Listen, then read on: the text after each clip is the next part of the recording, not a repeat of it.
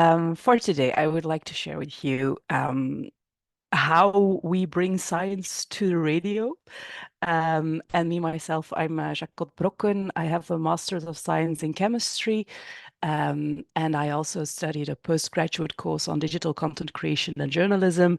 And right now, I am a science communicator and a science journalist, and I am currently, since the beginning of this year, also the weather expert for VRT. VRT, by the way, is the Belgian public broadcaster, um, a Belgian version of the NHK, you could say.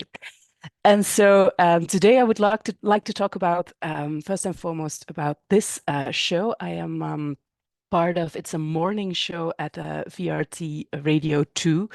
Radio 2, just a little bit of context, is the biggest brand radio-wise at VRT.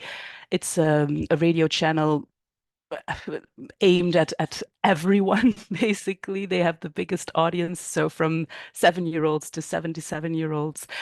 And since the beginning of this season, so in September, I have a little segment on that show called Jacotte doet die zot, which translates to Jacotte goes nuts or something like that. It's a little silly format, but it's actually just me explaining some crazy science every single week on Tuesday morning. And so I'd like to explain you a little bit how we get to this segment. It starts, of course, as Chris already explained, with a pitch. And so during the week, I read a lot of newsletters. And then on Friday, I pitch a few ideas to the editor-in-chief of the radio show. This pitch at the beginning was a little bit confusing for me because I thought I had researched the most amazing scientific stories of the week.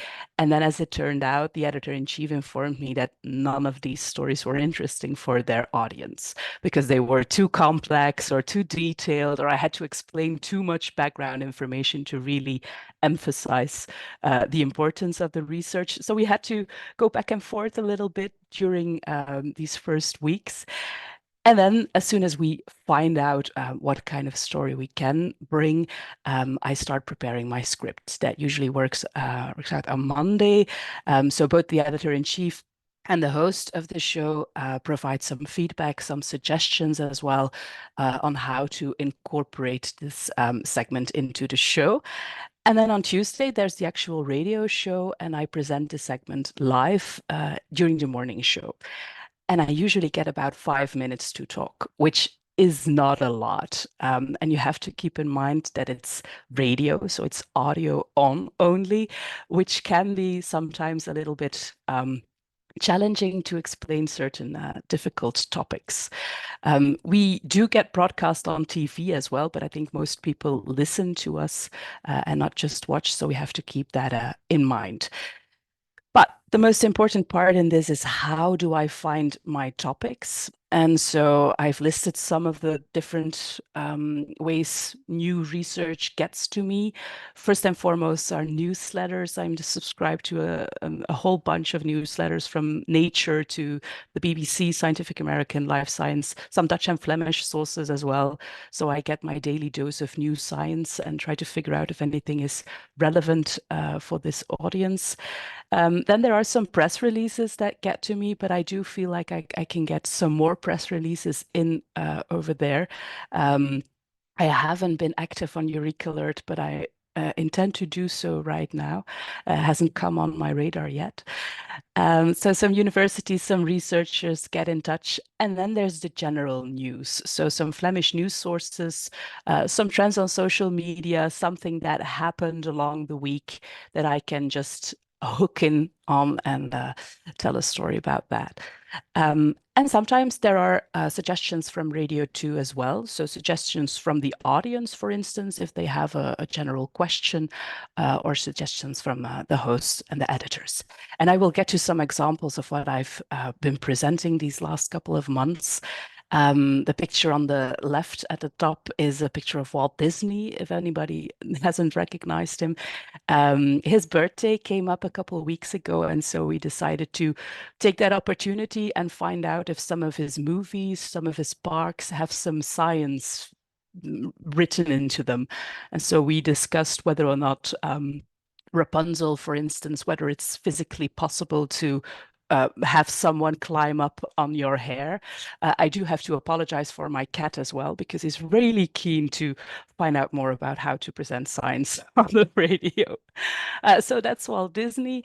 Then there's a picture of a sparrow, because I found a research paper on whether or not urban sparrows are more able to be good fathers than more rural sparrows. As it turned out, it's the urban sparrows who are more appropriate fathers. Apparently, interesting research that's also very approachable for a bigger audience, because of course we all see sparrows around. Some of us live in the city, some of us live somewhere more rural, and so yeah, it's research close to home. Then we talked about the papyrus rolls from the Vesuvius, like the volcano in Pompeii, and a new technological advancement that was able to scan these rolls and figure out what's in them, because we haven't been able to do that ever since the eruption, based on artificial intelligence. So more on the technological side. And then the last picture that's shown here is a question that came up from the audience, how they were able to dry their laundry in winter. Because of course you can't do that outside. So they were trying to figure out what's the best way to dry my laundry. And so I used science to figure that one out. Some general advices when it comes to explaining science on the radio. Keep it brief. I only have those 5 minutes. So I can tell by the hosts as well that they try to rush me through some topics. So if I prepare something brief, it will be more likely that I can get through it in the right amount of time. Keep the subjects close to home. It's a broad audience, so they want to have something that's related to them. I'm a chemist, so I really want to start talking about atoms and quantum mechanics, but that's really difficult on the radio and for this type of audience, so I can't. And that's my final advice as well. Keep it easy to understand, especially since it's just audio, so it has to be really easy to follow. Continuing, I do want to mention something briefly about science on TV and science on online media as well. So as I mentioned, I am a weather reporter at Belgium's national broadcaster on TV, on radio, and online. Um, as it turns out, well, I do get invited to talk about the weather and the climate as well on some talk shows, for instance.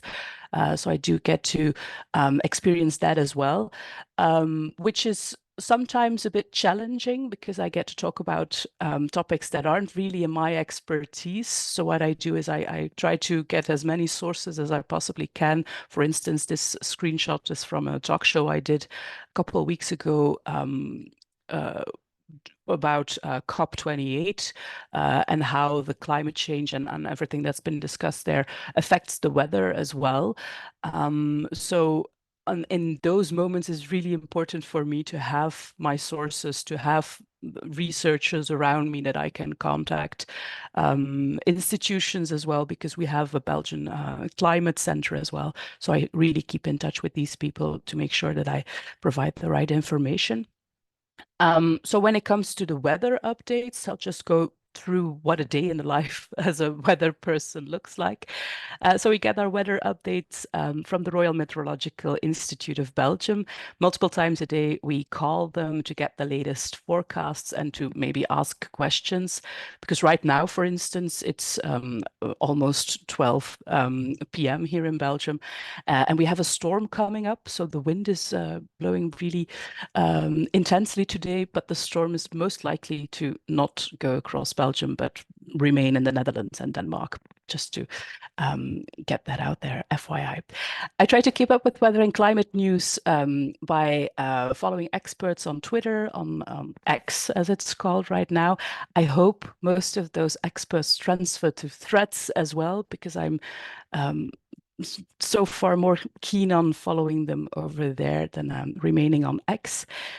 And then there are some additional calls to prepare for live TV segments I call fellow climate journalists, climate scientists, science communicators for additional information and definitely for fact-checking that information. Some advices when talking to journalists on TV is definitely first and foremost, what is the journalist's expectation? If they want to get me to talk about a short segment about the storm, for instance, Storm Pia right now, what do they want to add in this segment? Do they want me to talk about the intensity? What is the anchor already going to mention in the beginning? And then, of course, who's the audience? I do these bits for the general news broadcast for a general public, but I do them for a younger audience as well, for a youth news. And when it comes to being interviewed on TV, you have to be quotable, which is a very tough skill to learn, but you have to be able to put everything, all of your knowledge into 2 or 3 sentences, which are really easy to cut and to make those sentences brief, which isn't always that easy. Briefly again about online videos.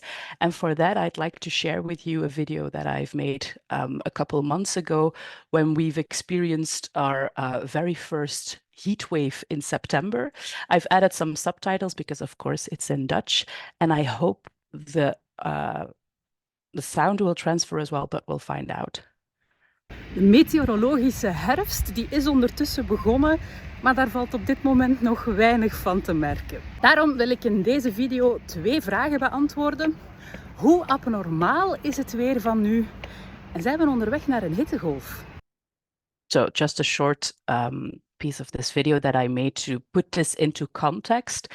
I think it's really nice that we've broadened our objects of how to talk about the weather. So we're not only doing television, not only doing radio, but we try to reach an audience online as well with these short videos that get posted on the website and on the socials. Important for those videos is to always prepare a script. Even though you think everything is in your mind, you have to have some type of layout and especially start with a bang. When these videos get posted on their website, it's less important because people genuinely click on a video to start it. But when these videos get posted on TikTok or Instagram, for instance, people are so fast to scroll by. So you really have to grab their attention with your first 3 seconds. And you have to keep their attention as well. So edit those videos fast. Luckily, we have some editors at VRT, but I do myself have some editing skills from following that course that I mentioned right at the beginning of this talk. And from the beginning, we go straight to the end. That was it for me. Thank you so much for inviting me to do this talk.